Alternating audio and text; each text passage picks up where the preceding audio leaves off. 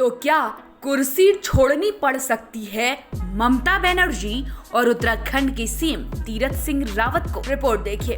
उत्तराखंड में इस समय केवल गंगोत्री विधानसभा सीट रिक्त है, जो कि 23 अप्रैल को भाजपा के गोपाल सिंह रावत के निधन के कारण रिक्त हुई है। विधानसभा का कार्यकाल 23 मार्च 2022 को पूरा हो जाएगा। इधर संविधान के अनुच्छेद 164(4) के प्रावधानों का लाभ उठाते हुए ममता बनर्जी गत 5 मई को बिना चुनाव जीते ही मुख्यमंत्री तो बन गई, मगर इसी अनुच्छेद की इसी उपधारा में ये भी प्रावधान है कि अगर निरंतर 6 माह के अंतर्गत गैर सदस्य मंत्री विधायिका की सदस्यता ग्रहण नहीं कर पाए तो उस अवधि के बाद वो मंत्री नहीं रह पाएगा। यही प्रावधान अनुच्छेद 75(5) में केंद्रीय मंत्रिमंडल के लिए भी है। ममता बनर्जी ने राज्य विधानसभा चुनाव में जबरदस्त जीत हासिल कर तीसरी बार राज्य की सत्ता तो हासिल कर ली, मगर नंदीग्राम से उनकी हार अब भी उनका पीछा नहीं छोड़ रही है। अगर उन्हें 4 नवंबर तक विधानसभा की सदस्यता नहीं मिली तो उन्हें मुख्यमंत्री की कुर्सी छोड़नी पड़ेगी, जिसके आसार निर्वाचन आयोग की कोरोना महामारी के टलने तक उपचुनाव टालने की घोषणा से साफ नजर आ रहे हैं। उपचुनाव के लिए स्थिति अनुकूल हुई या नहीं, इसका फैसला भी केंद्र सरकार के हाथ में है और केंद्र सरकार और ममता के बीच छिड़े तुमुल संग्राम में फिलहाल युद्ध विराम के आसार दूर दूर तक नजर नहीं आ रहे। इधर ममता ही नहीं, उत्तराखंड के मुख्यमंत्री तीरथ सिंह रावत का भविष्य भी अधर पर लटका है।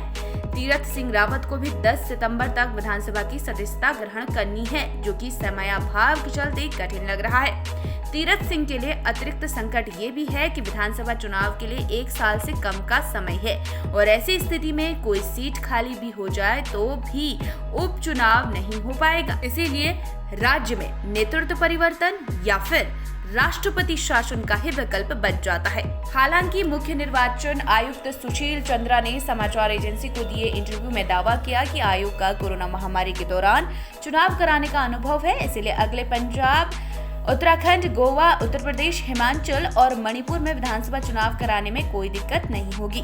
मगर आयोग की 5 मई को जारी विज्ञप्ति में सीधे कोरोना महामारी का संकट टलने तक उपचुनाव टालने की स्पष्ट घोषणा भी की गई है। इस घोषणा के अनुसार आयोग ने 16 मई को प्रस्तावित पश्चिमी बंगाल की जंगीपुर और शमशेरगढ़ सीटों पर चुनाव स्थगित कर दिए थे। आयोग की विज्ञप्ति में 3 लोकसभा क्षेत्रों और 8 विधानसभाओं की सीटों का उल्लेख करते हुए कहा गया कि कुछ अन्य विधानसभा सीटें भी खाली हो गई हैं, जिसकी रिपोर्ट आनी है। उन प्रतीक्षित रिक्तियों में पश्चिमी बंगाल की भवानीपुर सीट भी है, जिसे ममता के लिए टीएमसी के शोभनदेव चट्टोपाध्याय ने खाली किया है। अगर नवंबर तक भवानीपुर सीट पर चुनाव नहीं होता तो ममता के लिए विधानसभा की सदस्यता हासिल करने तक मुख्यमंत्री बने रहना संवैधानिक दृष्टि से संभव नहीं है। इधर जिस प्रकार से ममता और केंद्र की मोदी सरकार एक दूसरे को सबक सिखाने के लिए कोई कसर नहीं छोड़ रही, उसे देखते हुए ममता को एक दिन के लिए ही सही कुर्सी से अलग रखना भाजपा के लिए एक सुखद अनुभव हो सकता है। इस स्थिति में ममता के लिए आगामी 4 नवंबर तक उपचुनाव जीतना अत्यंत आवश्यक है और उपचुनाव भी तभी होंगे जब निर्वाचन आयोग चाहेगा। लोक प्रतिनिधित्व अधिनियम की धारा 151 क के अंतर्गत भारत निर्वाचन आयोग को राज्यसभा, लोकसभा और राज्यों की विधानसभाओं की किसी भी सीट के खाली होने पर 6 माह की अवधि के अंदर उपचुनाव कराने होते हैं। अब देखना ये होगा कि किसका पलड़ा कहां पर भारी रहता है।